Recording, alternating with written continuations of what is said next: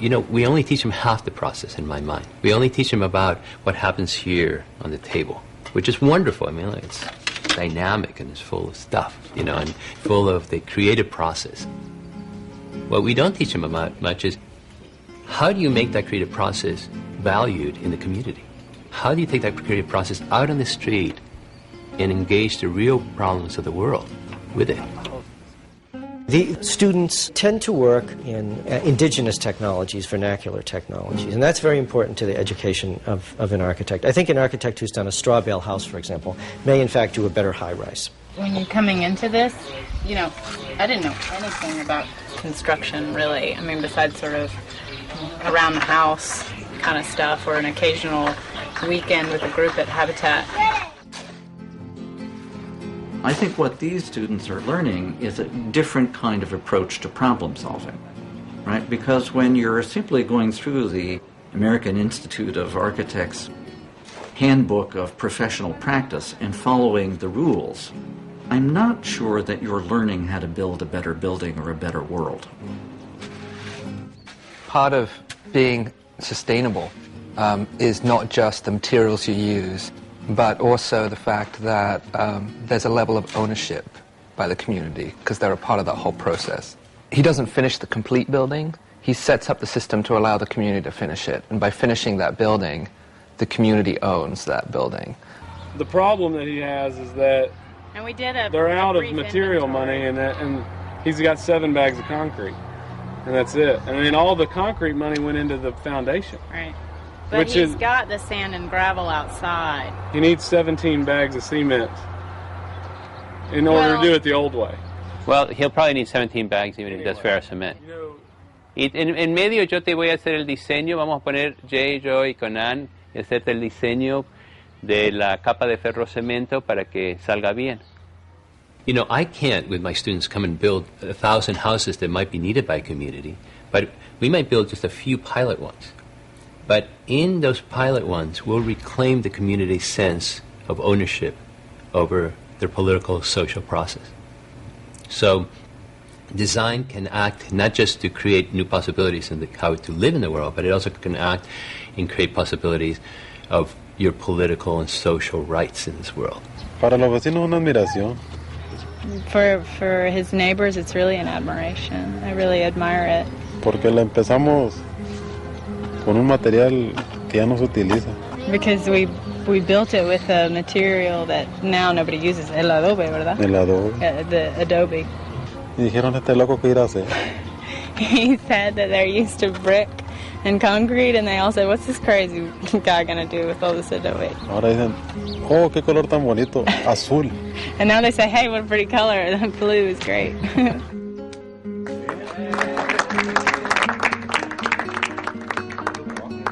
For us, what's sustainable about this, or what we're trying to achieve in sustainability, or what we call sustainability, is the idea that it's both the physical and cultural environment that we're trying to sustain.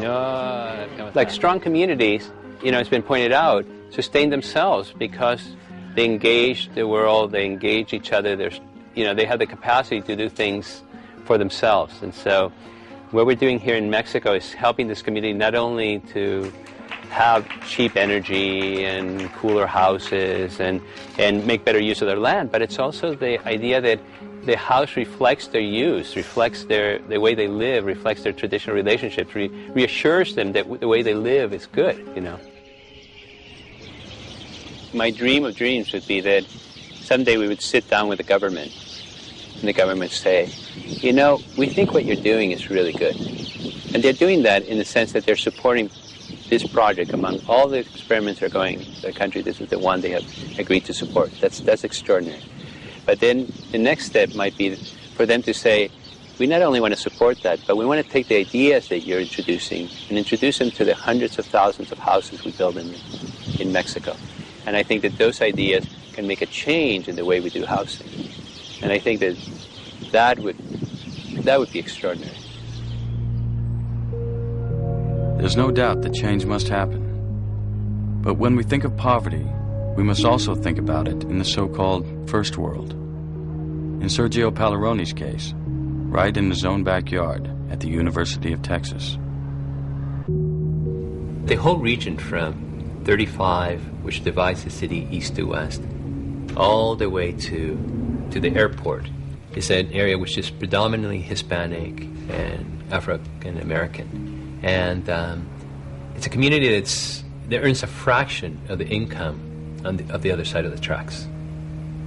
This is an immediate issue here that has a lot of parallels with Mexico. Here's a community that's marginalized. One of the things that has working for it is that they have this ground that they consider their own, but which is potentially going to be lost to economic development and higher taxes. So can we do anything to maintain them here? With the Guadalupe project, Sergio challenged his students to not only design houses, but to develop strategies that strengthen the community. I think that sustainability is about kind of crossing political and social boundaries. So my idea of the Guadalupe project is that it's like getting students to understand that unknown neighbor, that distant neighbor, as was once put, that is, we share so much political and social boundaries with, but yet we so misunderstand. They began by simply cleaning up one of the neighborhood alleys as a way of reaching out to the residents. The reason that we chose the alley project is because we could actually intervene, like we could actually come here and do something that was noticeable in terms of cleaning it up and sort of saying, you know, this is possible. There were ideas of like taking some of the branches that we clean up and making compost piles out of them, so that, you know, you could sort of suggest the more that you use the alley, the less the crime will be there. The more you're facing it and incorporating it into your life, the less it's something that somebody else can come in and abuse. What's important, what I've seen in my 25 years in trying to organize my neighborhood, is these little small action projects lead to bigger changes in the neighborhood, and it gives people hope. A volunteer came up to me yesterday in the alley and said, well, what are you doing? And I said, well, we want to make the alley a more pleasant place, because if you notice right over there, there's a house under construction that faces the alley. So it becomes a new kind of pedestrian street.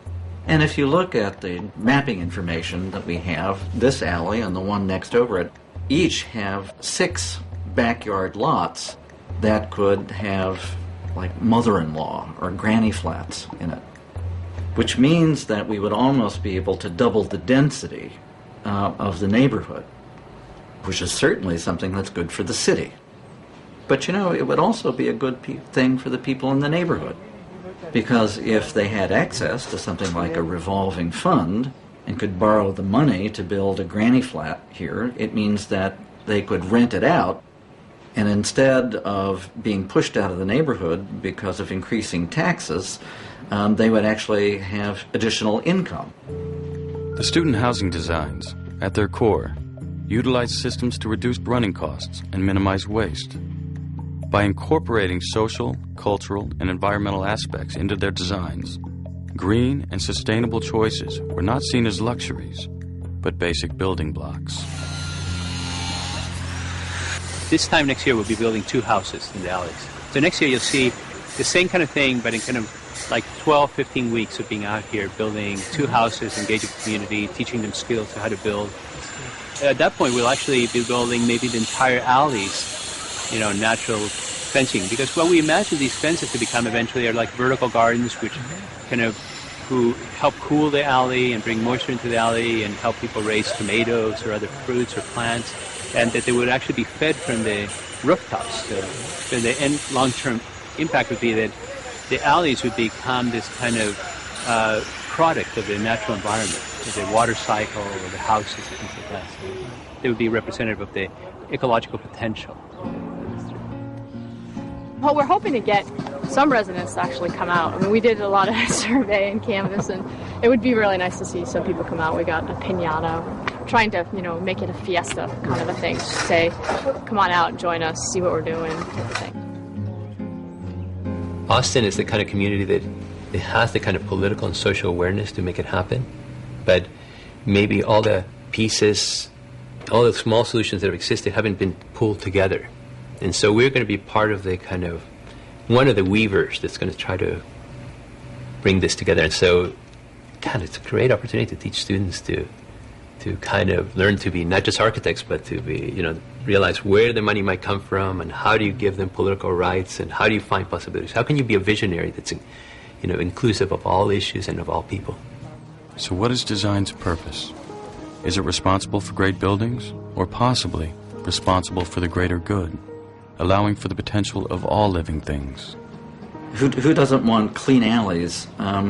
And who doesn't want a place where every human being has a decent place to live?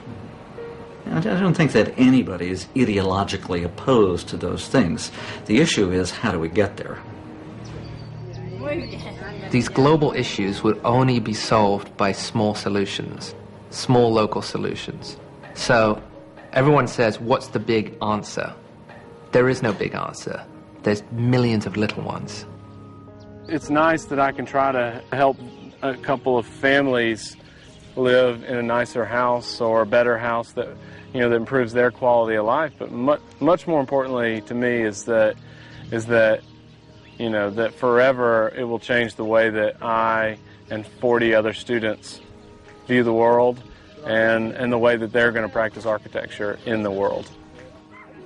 If 1 out of every 100 architects did what Sergio did, there'd be a lot less suffering in the world, a lot less poverty, and a lot less people who are underserved in their communities. So, I think he inspires all of us to think about how we might turn our skills to more altruistic ends. Knowledge is a resource, and there's need for that resource, a mile away from us, half a mile away from us. That knowledge can make a difference in people's lives. And that's all we're saying. It's just, walk across the tracks. Take your knowledge, the things you're learning, just apply it. Just walk 5 minutes, and you can make a difference.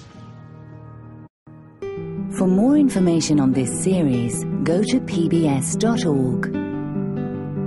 To order the 6-part DVD of Design E2, call PBS Home Video at 1-800-PLAY-PBS.